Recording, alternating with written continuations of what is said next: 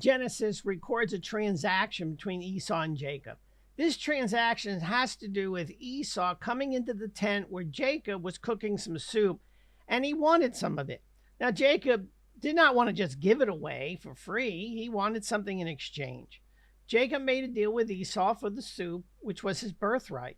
Now, today in Jewish law, that prohibits the sale of an item at a price way beyond its value. Now, looking back at the story, we would have to determine what Esau's birthright was worth.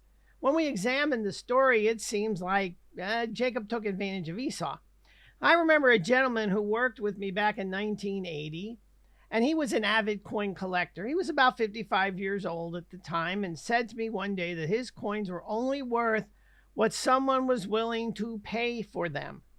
Therefore, I could look at the story of Esau and Jacob and say that Jacob offered a bowl of soup for Esau's birthright, and Esau accepted it. Therefore, Esau's birthright was only worth a cup of soup. It is Esau's fault that he underestimated the value of his birthright.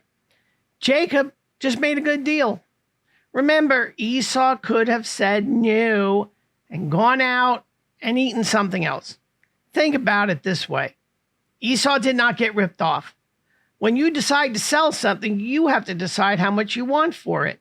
If no one makes you an offer, then perhaps this item you're trying to sell isn't worth all that you think. The other thing to consider is that there are items that you possess that are priceless.